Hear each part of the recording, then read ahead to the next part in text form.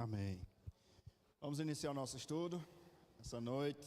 Vamos abrir as nossas Bíblias na carta aos Hebreus, capítulo 10, versículo 14. Hebreus, capítulo 10, verso 14 apenas.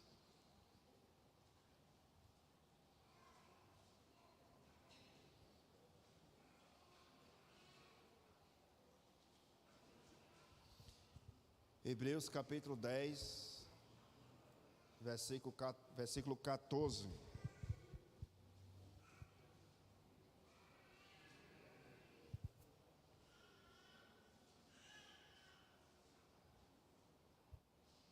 Hebreus 10, 14. Como é um versículo, vamos ler todos juntos? A uma só voz. Hebreus capítulo 10, versículo 14. Vamos lá. Porque como uma única oferta aperfeiçoou para sempre quantos estão sendo santificados. Vamos orar mais uma vez? Feche seus olhos. Pedir ao presbítero Cícero para nos elevar em oração, pedindo que o Espírito Santo possa iluminar a nossa mente nesta noite.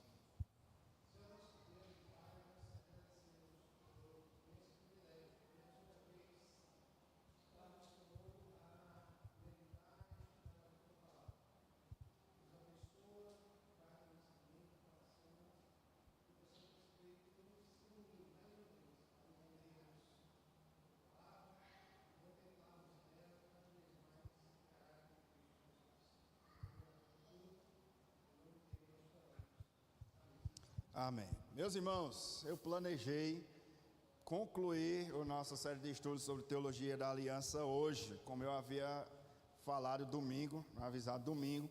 Porém, a Bíblia diz que o homem faz planos, mas a resposta certa vem dos lábios do...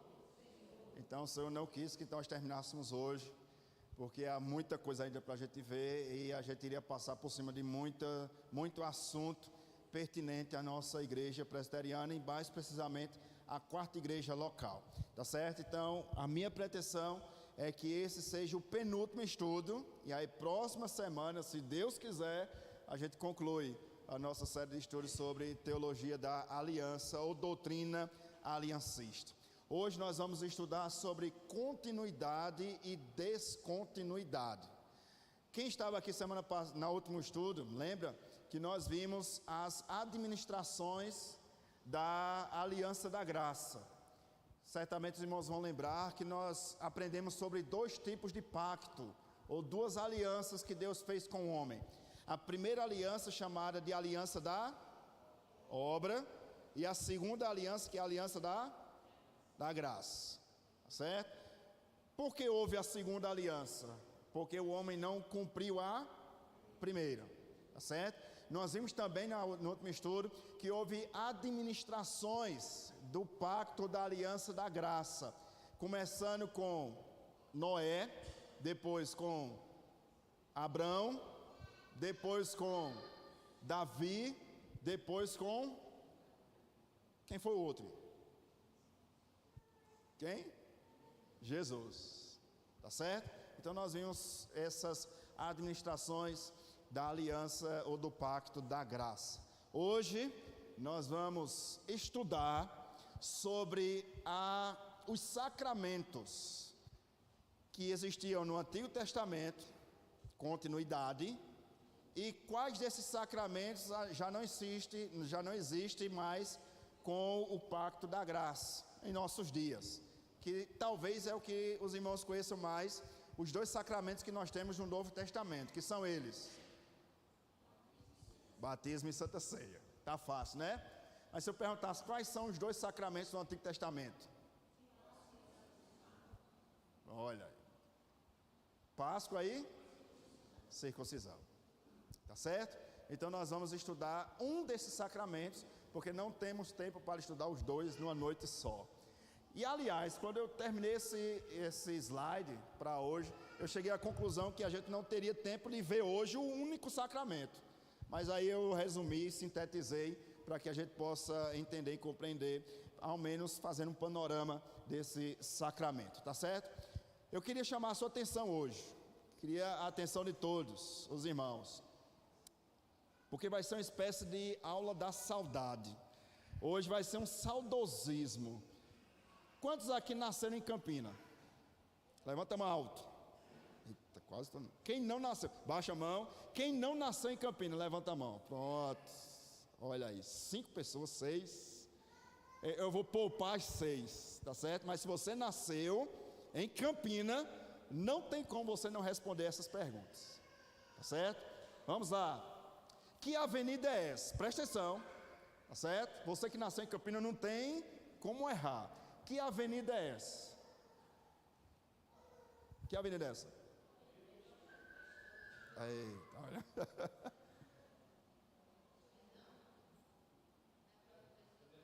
Eu estou perguntando. Olha aí, tá vendo? Agora pergunta, quem nasceu em Campina? Que década é essa? Eita. 60, 70, 50.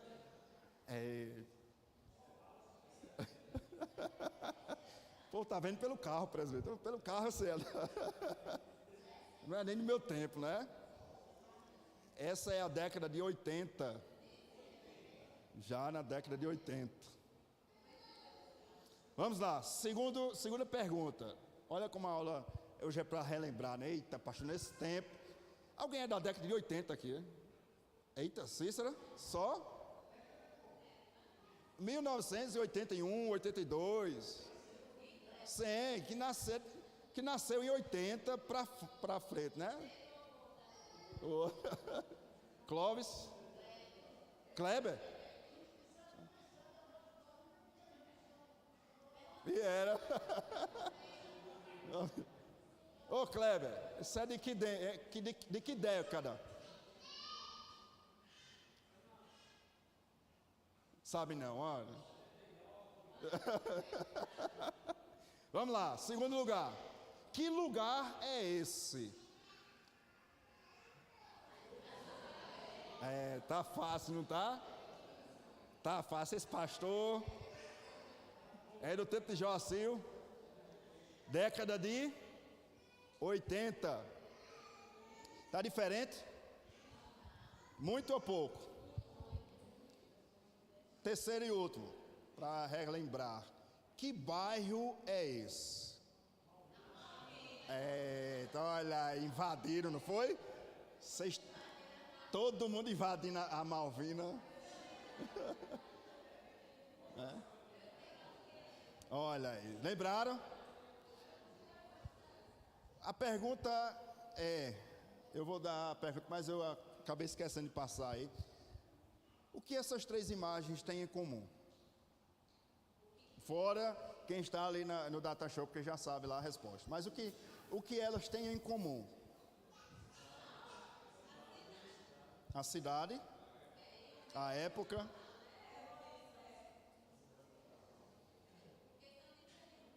São diferentes. Existe ainda hoje a primeira foto. Eita, vão dar a cola aí. Me ajude, Léo. Ainda existe hoje a Floriano Peixoto? Guarde isso. Ainda existe hoje o Açude Velho?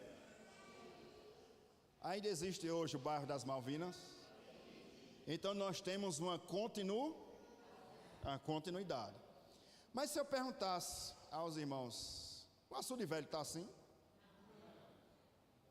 Floriano Peixoto está assim? Só para... As Malvinas está assim?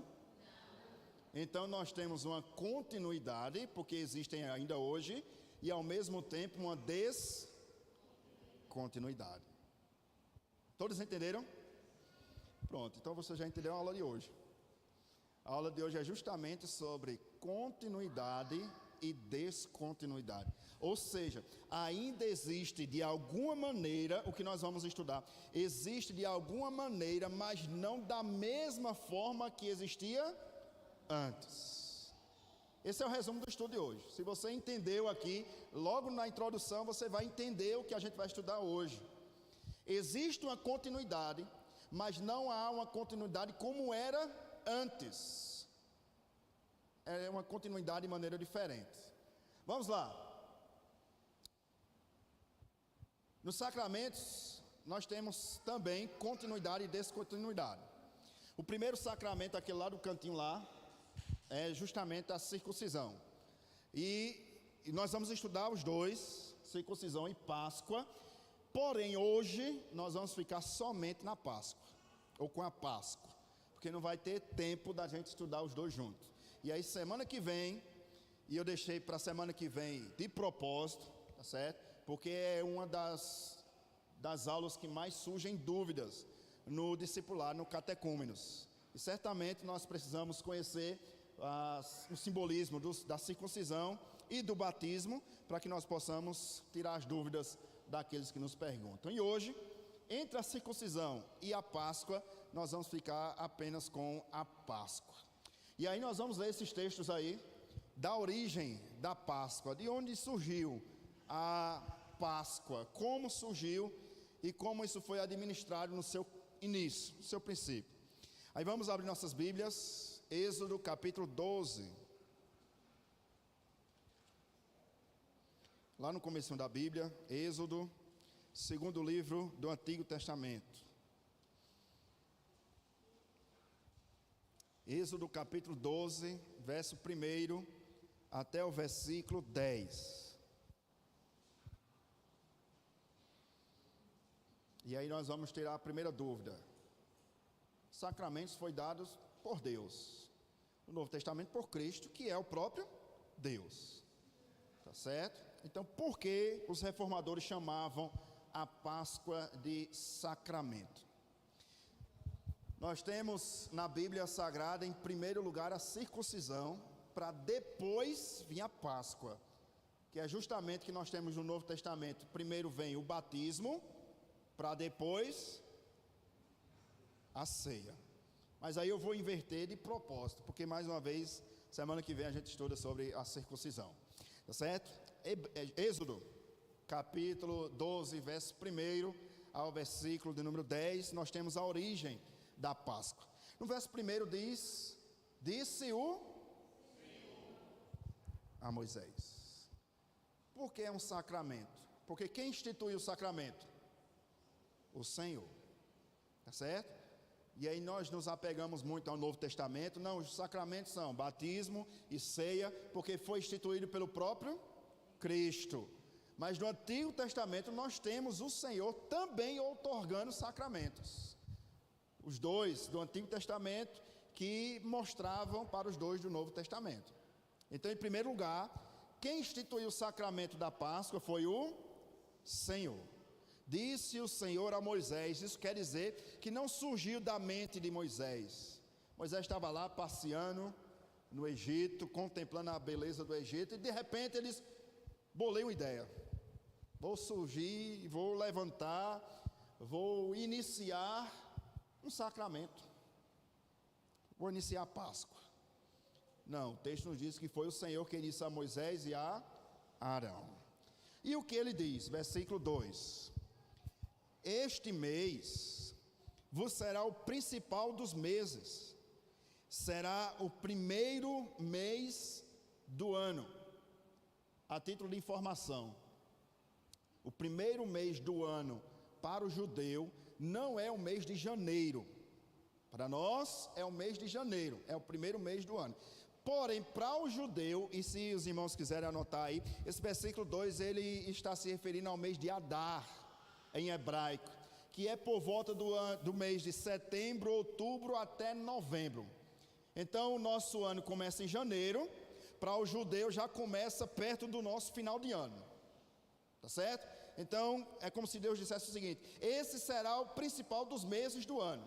Finalzinho do mês para você, do ano para vocês, é o principal mês do ano para os gentios. E o que deveria ser feito nesse principal mês do ano? Versículo 3: falai a toda a congregação de Israel, dizendo: ao 10 deste mês, no primeiro mês do ano, cada um tomará para si um cordeiro, segundo a casa dos pais, um cordeiro para cada família. Ele está falando isso para quem? Para Moisés fazer e falar isso para quem? Para o povo, para toda a congregação. Meus irmãos, a gente não tem tempo, mas se fôssemos analisar, perceba a importância de congregarmos. E daria uma pregação aqui nesse versículo 2. Olha a importância de nos reunirmos. Meus irmãos, acompanhar de casa o estudo, ou acompanhar de casa o culto no domingo, é bom porque nós temos a nossa comodidade. Mas nada se compara a estarmos presencialmente unidos com o povo do Senhor. Percebe que não há base em nenhum lugar, a começar do Antigo Testamento, para os desigrejados, que dizem: eu amo o Senhor, mas eu não quero compromisso com a igreja, eu não quero me envolver com a igreja, eu não quero participar dessa reunião, desse povo, não, só tem gente falsa, presbítero. Na igreja tem tanta gente falsa, vou não, fica em casa. E Deus diz a Moisés, não é para Moisés dizer, por exemplo, vai lá na casa da irmã Cícera e fala com Cícera e Kleber isso, não. E eu estou parafraseando, obviamente. Mas o que Deus diz a Moisés é: reúne o povo. Fala isso diante da congregação. E a gente poderia aplicar isso às nossas vidas, trazendo, meus irmãos e irmãs, a lembrança que nós somos um corpo. E quão importante é congregarmos. Já no Antigo Testamento, né? Quando a gente lembra, congregai-vos, aí a nossa mente vai lá para o Novo Testamento, né? Na carta aos Hebreus. Congregai-vos e não deixeis de congregar, como é costume de alguns. Não, no Antigo Testamento já tinha essa mesma ordem. Aonde? Êxodo capítulo 12, versículo 3. Falai a toda congregação de Israel, dizendo: ao 10 deste mês, cada um tomará para si um cordeiro, segundo a casa dos pais, um cordeiro para cada família. Mas, versículo 4, se a família for pequena, para um cordeiro, então convidará ele o seu mais próximo, conforme o número de almas, conforme o que cada um puder comer. Por aí calculareis quantos bastem para o cordeiro. Versículo 5. Olha as características do cordeiro que deveria ser imolado todos os anos, na época da Páscoa judaica. Versículo 5. Vamos ler todos juntos? Verso 5. O cordeiro será sem defeito, macho de 1 ano. Podereis tomar um cordeiro.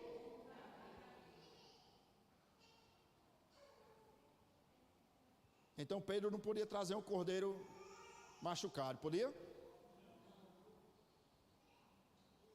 Para a Páscoa. Um cordeiro defeituoso, poderia? Por que não poderia? Por que não poderia trazer um cordeiro defeituoso? Por quê? Por quê? Opa! É para quem, irmão? Para o Senhor. Quem é que está falando aqui? É o Senhor. É o Senhor. E aí tinha dado muito conteúdo para uma pregação aqui. A gente deixa para outro dia, não é? Tem que dar o melhor para o Senhor. Aí a gente dá muitas das vezes o melhor ou o pior.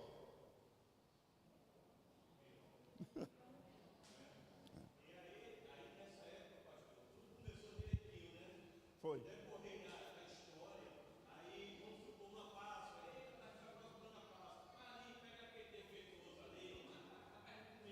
É.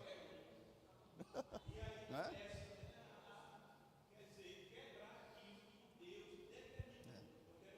O melhor.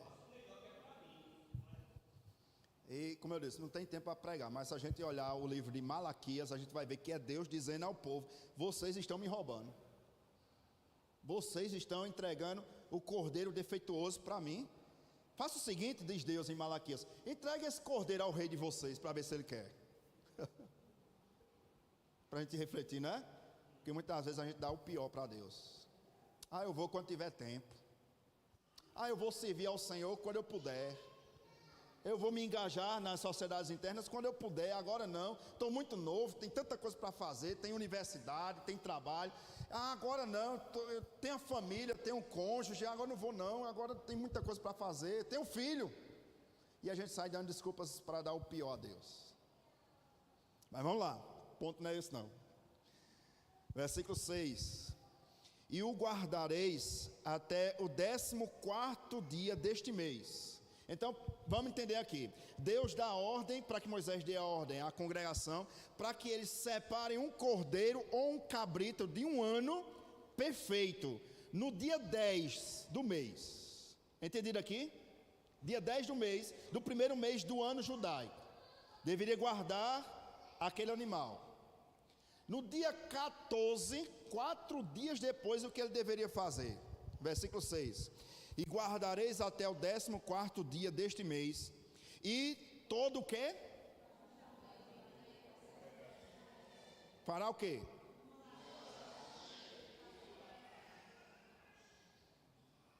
E é cada um que vai imolar? Do seu jeito? Específico. É cordeiro de um ano, não pode ser um ano e um dia, é um ano. Sem defeito, tem que ser no 14º dia, no final da tarde e com toda a congregação reunida. Os irmãos estão entendendo até aqui? Está dando para compreender? Alguma dúvida? Vamos lá. Versículo 7, até o verso 10, que a gente tem muita coisa para ver hoje. Tomarão do sangue e o porão em ambas as obreiras e na vega da porta, nas casas em que o comerem. Versículo 8: naquela noite comerão a carne assada no fogo, com pães asmos e ervas a comerão. Então nós já temos aqui até o prato. E não pode fugir não. Você vai comer, é um cabrito. Não sei quantos aqui já comeram cabrito assado. Na carne, pastor, não gosto não, vai comer. Foi Deus que mandou. Ou um cordeiro de um ano, vai comer. Toda a congregação. E vai comer juntamente com pães asmos. Esse pães asmos deveria ser pão sem fermento. Sei quantos aqui já comeram pão sem fermento. O fermento na Bíblia ele traz a ideia de pecado. Porque o fermento, o propósito, o objetivo do fermento é o quê? Inchar. Né? Não traz conteúdo, só faz inchar. Sem fermento e ervas amargas. Pense num prato.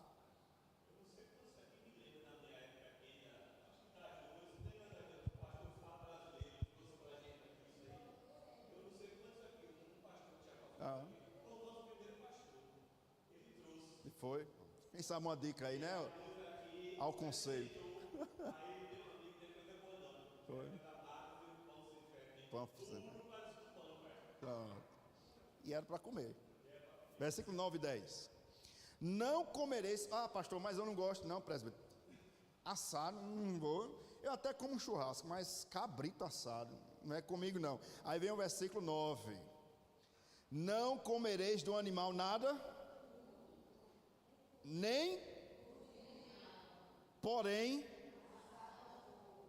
a cabeça, as pernas e a fressura. Pastor, então não vou participar não. Gostei não dessa brincadeira não. Quem é que está falando aqui? Deus. Deus. Sabe aquela criança, aquele filho que dá trabalho para comer? Aqui tem que comer. Aí vem o versículo 10. Nada deixareis dele, do cabrito, de um ano, até vai comer tudo. E o que sobrar? Finalzinho do versículo 10. Porém, ficar até pela manhã, vai ser queimado. Não desperdiça nada. Não, vamos deixar para amanhã aquele famoso resto de ontem, não é? Você faz o Natal, a ceia do Natal, e aí sobra. E aí o que sobra, o que é que você faz no outro dia? Ó, almoço, olha o pecado do povo. Aqui não, o que sobrar vai queimar. Não come mais nada. Quem comeu, quem não comeu, não come mais. Vamos pular capítulo 12 ainda, versículo 24 ao 28, para a gente ganhar um pouquinho de tempo aqui. Versículo 24, Êxodo, capítulo 12, versículo 24, versículo 28. Deus está dizendo a forma que deve ser, como deve ser, e que não deve sobrar nada. Versículo 24. Guardai, pois, isto, ou seja, a Páscoa, por estatuto para vós outros e quem? Até quando? Dava outra pregação. Olha um estudo de ABD. Qual é o papel dos pais? Ensinar. Ensinar. Deuteronômio capítulo 6, versículo 5. Próprio Deus vai dizer a Moisés: os pais devem atar a lei do Senhor no pescoço. E devem colocar, impetrar no coração dos filhos. Seja andando, seja deitado, seja sentado. Os filhos devem ouvir a lei do Senhor. E aí versículo 24 mais uma vez. Guardai, ou seja, isso é ordem para os pais. Pais, guardem isso aqui que Deus está falando a Moisés. Mas não somente isso, porque isto por estatuto para vós, pais, e para os vossos filhos, para sempre. E uma vez, dentro do versículo 25, na terra em que nós estamos estudando no livro de Juízes, olha que ligação perfeita. Deus está dando essa ordem antes do povo adentrar a terra prometida, e nós já estamos estudando o povo na terra. E qual é a conclusão que nós chegamos? O povo cumpriu isso daqui? Mas vamos lá, versículo 5. Uma vez dentro na terra, que o Senhor vos dará, como tem dito, observai este rito. Para quê? Qual a finalidade? Leiamos juntos o versículo 26. Quando vossos... Que rito é este? Versículo 27. Respondereis: é o sacrifício ao Senhor, que passou das casas dos filhos de Israel no Egito, quando feriu os egípcios e livrou das nossas casas. Então o povo... Versículo 28, para a gente concluir essa primeira parte. E foram os filhos e fizeram como o Senhor a Moisés e Arão assim fizeram. Eis a origem da Páscoa.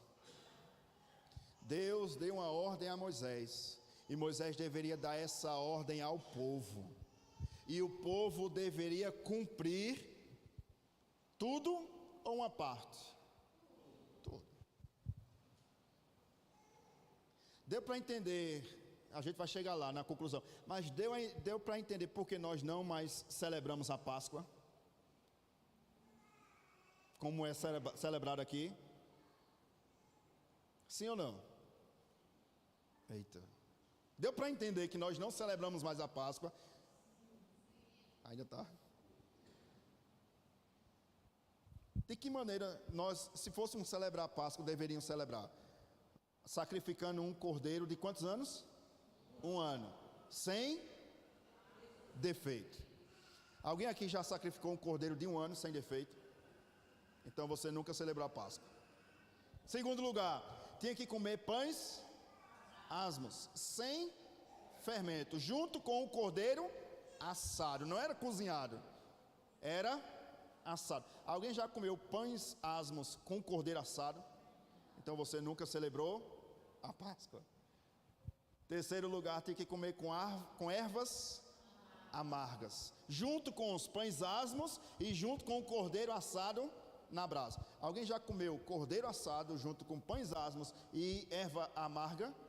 Então você nunca celebrou a Páscoa. Deu para entender agora? Celebramos ou não a Páscoa? Não. Dúvidas? Pronto.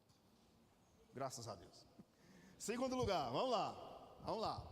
A origem da Páscoa, compreendemos. Deus que deu a origem a Moisés. Não foi invenção de Moisés para que Moisés desse ao povo. Vamos lá. Aí nós temos a administração desse sacramento. Como nós vimos na semana passada, há uma administração da aliança, da doutrina da aliança. E como nós vimos no início, há uma administração dessas imagens que nós vimos no início do nosso estudo. O açude velho está lá, só que está com outra imagem, outra característica, mas está lá, tá certo? Então vamos lá, primeira administração da Páscoa. Quem poderia participar da Páscoa? Agora vamos lá para Josué, capítulo 5. Ande um pouquinho mais sua Bíblia, ainda no Antigo Testamento. Êxodo, Levítico, Número, Deuteronômio, Josué, capítulo 5.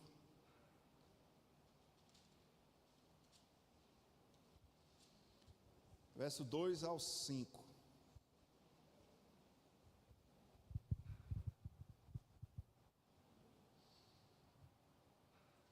Quem poderia participar da Páscoa? Agora nós temos uma administração, uma nova. É a mesma Páscoa, agora que seria administrado de maneira diferente. Toda a congregação naquele exato momento participou daquela Páscoa. Agora, já diante da terra prometida, nós temos algumas exclusões. Não é mais todo mundo que vai participar da Páscoa. E Josué vai trazer isso, tá certo? Josué capítulo 5, verso 2 ao verso de número 5. Diz assim a palavra do Senhor, Josué 5, verso 2. Naquele tempo, disse quem? A Josué: faze facas de pederneira e passa de novo a circuncidar quem? Eu não vou falar sobre isso hoje, porque esse vai ser o tema do nosso estudo semana que vem. Mas já temos aqui uma base, né? Para participar da Páscoa, deveria ser circuncidado. Versículo 6. Versículo 3. Então Josué, versículo 3, fez para si facas de pederneira e circuncidou quem? Em Gibeate Aralote. Trazendo para os nossos dias, olha que coisa.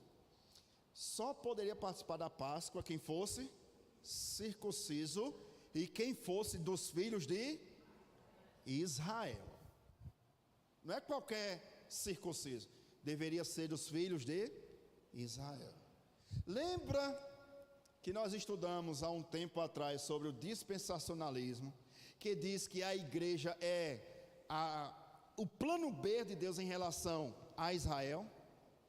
E lembra que nós somos aliancistas, porque nós cremos que a igreja é a continuação de Israel. Trazendo para os nossos dias, quem pode participar da ceia? Quem é batizado. E outro, só pode participar da ceia quem é?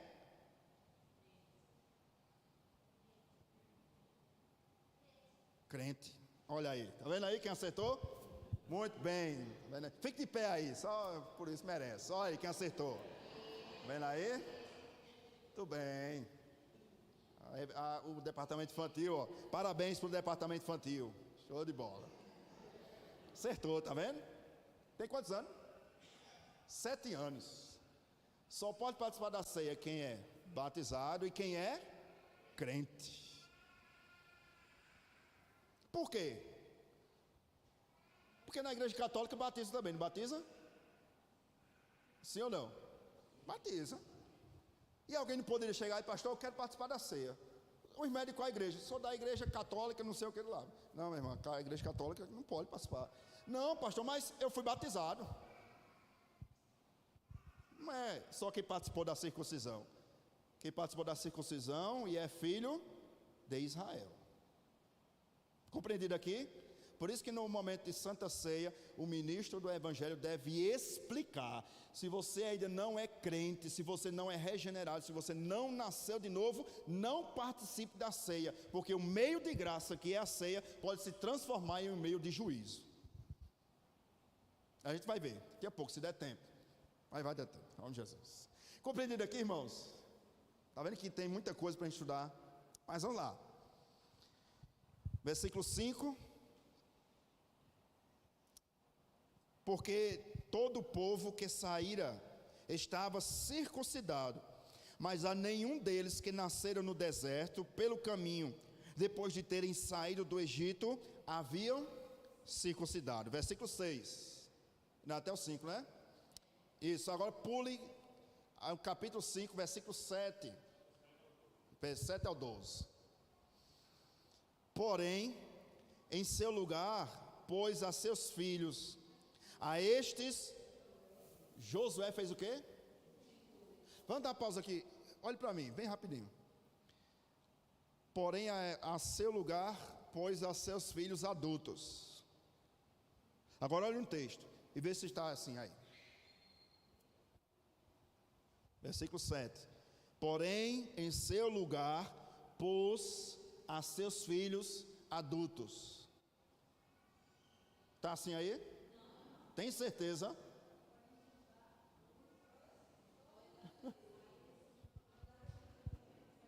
Somente aos filhos.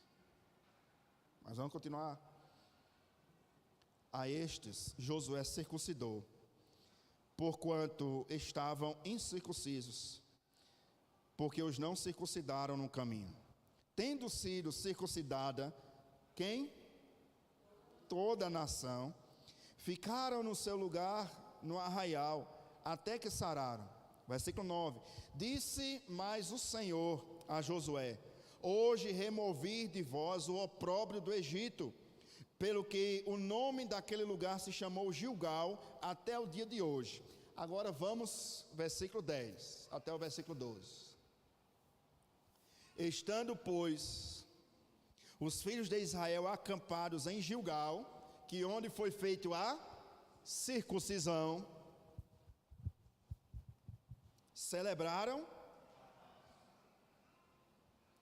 no dia do mês. Lembra qual foi o dia que Deus disse a Moisés para celebrar a Páscoa? 14, 14. Cumpriram ou não? Até aqui? Louvado seja Senhor. E o horário? Olha, não mudou? Nas campinas de Jericó. Aí vem o versículo 11, vamos lá. Comeram do fruto da terra no dia seguinte à Páscoa. E cereais comeram. Versículo 12. No dia imediato, depois que comeram do produto da terra, cessou e não tiveram mais os filhos de Israel. Mas naquele ano comeram de Canaã. Os irmãos percebem que há um progresso. Em Moisés, eles se reuniram como congregação e comeram nos lares, as famílias. Com Josué, não foi um alimento familiar, foi um alimento comunitário. Toda a congregação participou da Páscoa juntos. Qual é a minha tese? E essa frase aí é a minha tese, certo? Não sei se dá para os irmãos lá de trás ver. Finalzinho aí. Eis a razão que nos leva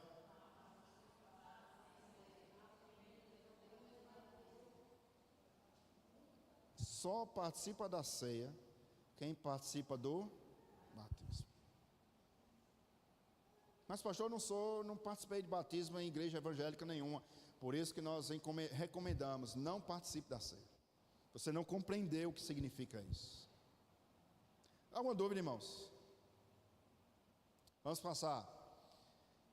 Nova administração da Páscoa. Agora a transição para a ceia. Por que Jesus transformou a Páscoa na ceia? Vamos abrir agora o Novo Testamento, Lucas capítulo 22.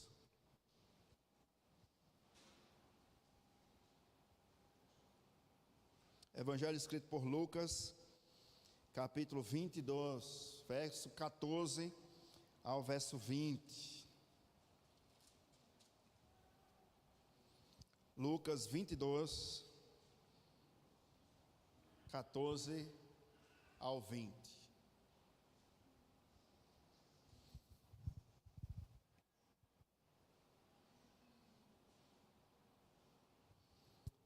Aí agora é uma nova administração da Páscoa. Só que é uma Páscoa diferente. Por que nós ministramos e celebramos a ceia? E não a Páscoa matando um cordeiro, um cabrito, com pães asmos e ervas amargas. Capítulo 22 de Lucas, verso 14 ao verso 20.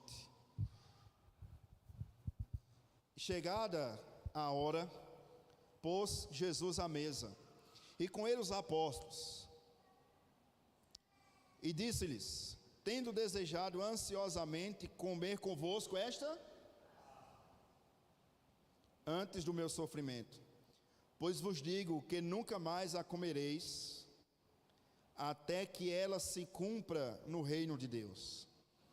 E tomando um cálice, havendo dado graças, disse: recebei e parti entre vós, pois vos digo que de agora em diante não mais beberei do fruto da videira, até que venha o reino. Versículo 19. E tomando um pão, tendo dado graças, o partiu e lhes deu, dizendo: isto é o meu oferecido por vós, fazei em memória de mim. Semelhantemente, depois de cear, tomou o cálice, dizendo: esse é o cálice da nova aliança, no meu derramado em favor de vós. Lembram, até o versículo 20. Os irmãos lembram que o sangue do cordeiro, lá no Egito, por meio de Moisés, ele foi aspergido nos umbrais das portas, para que o anjo da morte, quando viesse, fizesse o quê? Passasse por cima, que é justamente a palavra no hebraico passar, que é de onde vem a nossa palavra Páscoa. Ele passou por cima. O que Jesus traz para nós é que aquele sangue que foi colocado nos umbrais apontava para um sangue muito maior, que era o sangue do Filho de Deus, e que hoje está aspergido não nos umbrais da porta da nossa casa, mas que está aspergido aonde? Em nosso coração. Por isso que nenhuma condenação há para aqueles que estão em Cristo Jesus.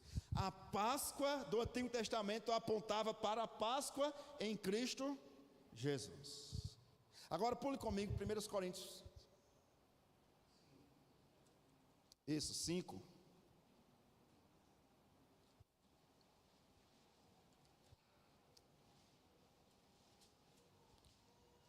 Versículo 7 ao versículo 8.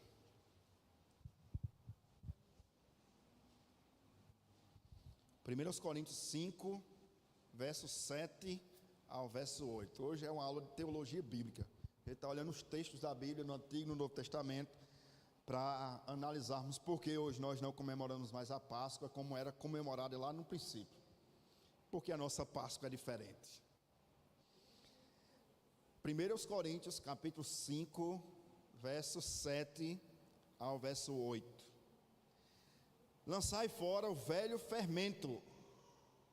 Lembrando, os pães asmos eram feitos sem fermento. Lançai fora o velho fermento, para que sejais nova, como sois de fato sem, pois também Cristo foi, quantas vezes? Uma. Se Cristo, o nosso Cordeiro Pascal, foi imolado uma única vez, quantas vezes nós devemos fazer a Páscoa? Olha. Versículo 8. Vamos lá. Por isso, celebramos a festa, não com fermento, velho fermento, nem com fermento e sim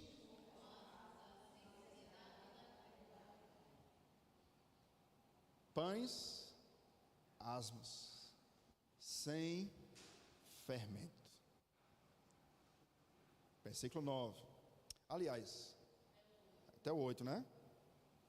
Até o versículo 8. Paulo diz que Cristo é o nosso Cordeiro Pascal.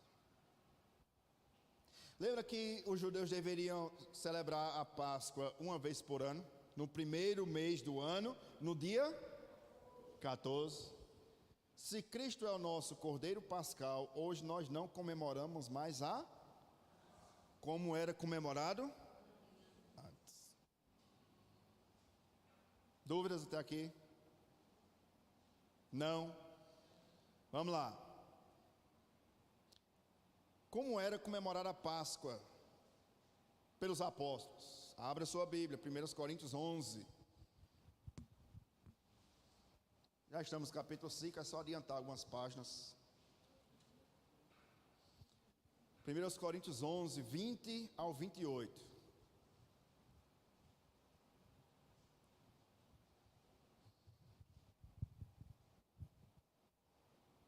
Primeiros Coríntios capítulo 11, verso 20 ao versículo 28.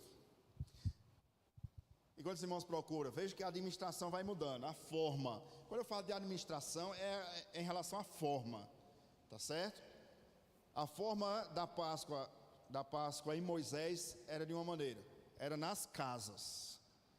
Com Josué era na congregação.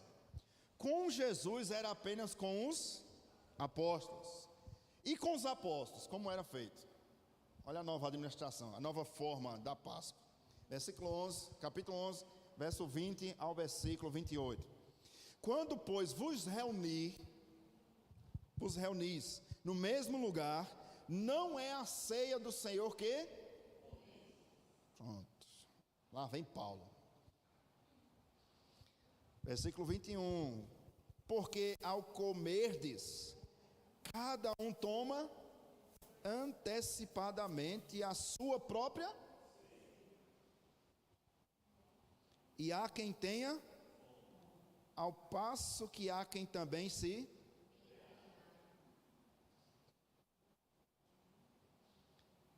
Você deveria pensar duas vezes antes de falar mal da quarta igreja. Você precisa estudar a carta de Paulo aos Coríntios. Isso na ceia. Vamos lá, versículo 22 ao 28. Não tendes porventura casa onde comer e beber? Paulo com certeza não ia ser eleito. Com certeza não. Ou menosprezais a igreja de Deus, e envergonhais os que nada têm. Que vos direi? Louvar-vos-ei? Nisto certamente não vos louvo. Versículo 23. Porque eu recebi do Senhor o que também vos entreguei, que o Senhor Jesus, na noite em que foi traído, tomou o pão, Percebe que ele não tomou um cabrito, não tomou um cordeiro, nem pães asmos, nem ervas amargas. Ele tomou um pão. E tendo dado graças, partiu aquele pão e disse: isto é o meu, que é dado, fazei isto em memória. Versículo 25, por semelhante modo, depois de haver ceado, tomou também o cálice e disse-lhes: este cálice é a nova aliança no meu sangue. Lembra que Lucas, nós já vimos agora há pouco, as palavras de Jesus: é a nova aliança no meu sangue, fazei isto todas as vezes que o beberdes em memória de mim. Porque todas as vezes que comerdes deste pão e beberdes o cálice, anunciais a morte do Senhor até que ele venha. Por isso aquele que comer o pão ou beber o cálice do Senhor indignamente, o que é isso? Sem entender o que significa o pão e o cálice, será réu do corpo e do sangue do Senhor. E o versículo 28 diz: examine-se, pois, o homem, e coma e beba do cálice. Aqui nós temos a base bíblica para advertir. No Antigo Testamento, as crianças participavam da Páscoa. Mas por que então no Novo Testamento as crianças não participam da ceia? Porque no versículo 28 diz: examine-se, pois o homem é a si mesmo. As crianças têm como examinar elas mesmas, confessar os seus pecados, entender o que significa o pão, entender o que significa o cálice. Por isso que as crianças não participam da ceia. Por esse motivo simples: examine-se o homem a si mesmo. E aí surge um pecado, não mais em relação à criança, mas em relação ao adulto que foi batizado e que pertence a uma igreja genuinamente evangélica. Quando nós nos abstemos na mesa do Senhor, nós pecamos. Porque o texto é claro: examine-se o homem a si mesmo e coma do pão e beba do cálice. Este motivo, que é a segunda tese aí, este motivo levou a igreja do século IV a proibir que a Santa Ceia fosse celebrada durante a festa do amor e passasse a ser celebrada separadamente. Como os apóstolos administravam a ceia no primeiro século? Havia a festa chamada festa ágape, festa do amor, da irmandade. Como era essa festa? Como nós fazemos a nossa confraternização 2 vezes por ano. Os irmãos da igreja primitiva se reuniam em um lugar espaçoso, onde havia almoço, comida, bebida, e no meio daquele banquete, um apóstolo ou um pastor, um presbítero ordenado, que pastor é a mesma função, é a mesma palavra para presbítero. Um pastor se levantava naquela reunião, naquele almoço, naquela comida, naquele banquete. O pastor se levantava e orava pelos elementos, pelo pão e pelo cálice, e passava entre os irmãos.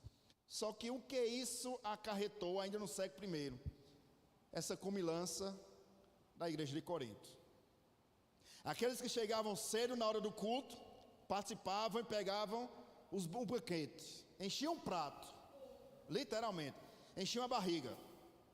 Aos que chegavam atrasados, passavam fome. Que bonito, né? Que coisa bonita, um monte de crente que não pode ver um salgadinho, mete a mão, sai escondendo. Que vergonha. Nada. Será que acontece hoje? Aniversário da igreja. Eu vou esconder logo esse pedaço de bolo aqui, porque eu vou levar para casa. Olha a igreja de Corinto. O sangue dos irmãos de Corinto em nossa veia. Coisa feia. E a gente olha para aqui, irmãos, percebe, olha para aqui e olha para a igreja do século 21. Parece, não parece? Tem gente que está saindo aqui com a barriga, ó. Eita, hoje a festa foi boa. Abençoada a ceia do Senhor. Eu comi tanto. E o pior, irmãos, não é só comer, não. Olhe comigo novamente o texto. No versículo 21. Porque ao comerdes, cada um toma antecipadamente. Ninguém pensava em ninguém.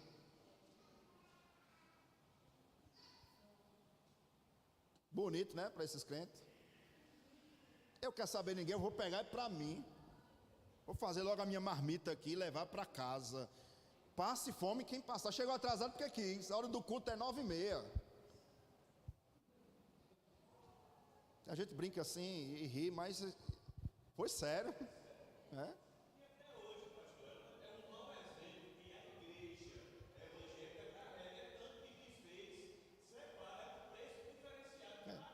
Para crente.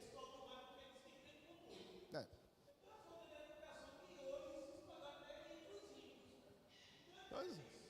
Até nisso a igreja do século 21 é seguidora da igreja. Até nos maus costumes. Isso é feio, não é, irmãos? Você convidar alguém para a sua casa, vamos almoçar lá em casa. E aí de repente a pessoa, eu posso fazer uma marmita. Versículo 21, dá um tema de pregação. Eu não tenho tempo para isso hoje não. Diz assim a palavra, versículo 21, olhe comigo o texto, marque aí, tá certo? Porque no dia que você vê isso acontecendo em nossa igreja, ó minha irmã, olha o que diz a palavra aqui, versículo 21. Porque ao comerdes, cada um toma antecipadamente a sua própria ceia, e há quem tenha, ao passo que há também quem se embriaga. A ceia no primeiro século era vinho, não é suco de uva, não era vinho. E tinha crente que estava tomando tanto vinho da ceia que estava embriagado, saindo cambaleando da igreja. E o ímpio olhando para isso, dizendo, oxe, olha os crentes. Olha os crentes escondendo comida. Olha os crentes saindo embriagados do culto, né? Mas não era embriagado do Espírito Santo não, era de vinho. Por isso que Paulo diz a Efésios, lembra? Não vos embriagueis com vinho em que há dissolução. Olha a dissolução. Aí Paulo é taxativo. Paulo diz o seguinte, ô crente, que fica guardando comida, escondendo comida, você não tem comida em casa não? Não sou eu que estou dizendo não, olhe comigo o texto, olha, fica nas minhas palavras, né? Versículo 22, não tendes porventura onde comer e beber? Em outras palavras, Paulo está dizendo o seguinte, tem comida em casa não, menino? Para estar pegando comida escondido? Agora eu pergunto aos irmãos, isso é bonito, irmãos? Isso é bonito, irmãos? Crente escondendo comida? Comendo demais e deixando outros passando fome? Era ceia, né? Imagina um domingo de Santa Ceia aqui, o pastor está pregando e já tem gente olhando para o pão. Já está pensando, eita, tem muito hoje. Tem muito pão, ainda bem que eu trouxe a marmitinha aqui. Vou pegar ali na cozinha, falar com a irmã Inácia para ela. Irmã Inácia, arruma aí uma quentinha, uma marmitinha aí, irmã Inácia, que na ceia hoje, ó. Já trouxe minha garrafinha de 2 litros aqui, já estou esperando o vinho da ceia. E foi isso que aconteceu no século IV. Os bispos, os pastores da igreja viram esse negócio todo acontecendo e chegaram à conclusão. O conselho viu esse negócio acontecendo e disse, ó, a partir de hoje, acabou esse negócio de almoço na igreja. Vamos sair em casa, venha participar só da ceia. Vai ser só a ceia separada do almoço. Quem quiser juntar a panela, junta em outro lugar, na igreja mais não.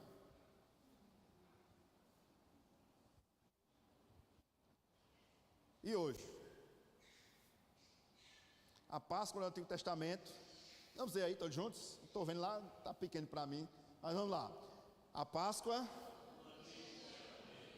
apontava esse sacramento com a ceia do Senhor. Hoje não mais celebramos Páscoa, como era celebrado no Antigo Testamento. O que é a nossa Páscoa hoje? Seria o culto de Santa Ceia. É o que mais se aproxima. Por quê? Porque a Páscoa do Antigo Testamento apontava para o sacrifício de Cristo. E a mesa, a ceia, aponta para quem? Para o sacrifício de Cristo. Só que o Antigo Testamento apontava para frente. A mesa aponta para trás, aquilo que foi realizado há 2000 anos na cruz. E a mesa aponta para frente, aquilo que será realizado quando Cristo vier buscar a sua igreja. Compreendido, irmãos? Acho que essa é a outra, né, Léo? É outro slide, né? Compreendido, irmãos? Alguma dúvida? A gente iria passar mais 2 horas falando sobre a circuncisão, mas hoje não dá. Vou deixar para a semana que vem. Uma aplicação. A gente brincou aqui muito em relação à comida e à bebida, mas isso é algo que a gente deve se policiar. A gente precisa se policiar em relação a isso. Porque a mesa não somente aponta para o sacrifício de Cristo, mas aponta para o nosso próprio testemunho pessoal. A mesa é um lugar de comunhão e não de egoísmo. A mesa é um lugar de compartilhar, de dividir. Você vai para uma mesa, você vai almoçar e senta juntamente com algumas pessoas. A mesa você reparte. A mesa você conversa, não é assim? Você tem comunhão. A mesa do Senhor é a forma que nós temos de comunhão, de participarmos do banquete, apontando para Cristo, mas apontando para o nosso próprio testemunho pessoal. Tá certo? E a gente precisa se policiar em relação ao nosso testemunho. A gente brinca, mas a gente precisa levar a sério. Alguma dúvida, irmãos? Não? Vamos ficar de pé, vamos orar. Passei 3 minutos ali do horário, só com um sacramento, tivesse os dois, ia para as 10, 11 horas. Semana que vem a gente conclui, se Deus permitir, com a circuncisão. Se você vê seu irmãozinho, está escondendo o que aí, irmão? Esconda mais não. Não esconda mais não. Vamos orar, feche seus olhos. Pede a Mili para fazer essa oração, encerrando o nosso estudo dessa noite. E eu estarei petando a bênção logo depois.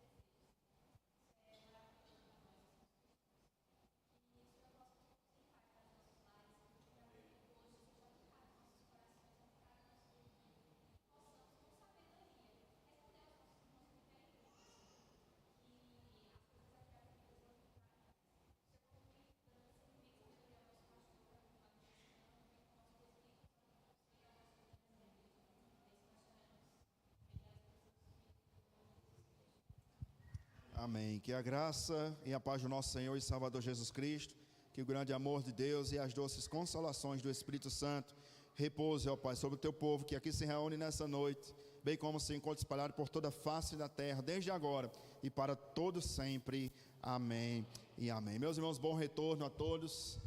Quarta-feira, amanhã vai ter